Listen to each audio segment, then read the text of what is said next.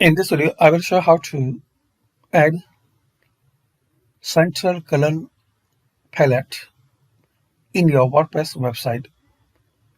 Search this plugin, then install.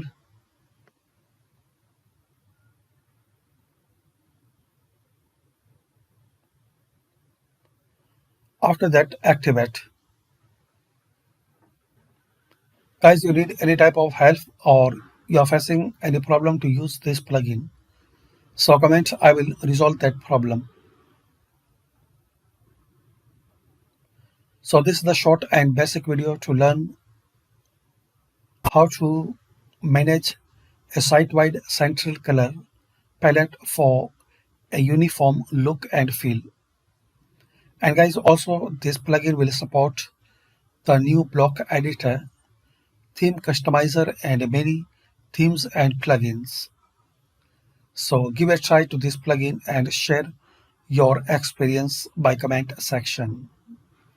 Thanks for watching, and guys, check out my WordPress plugin playlist.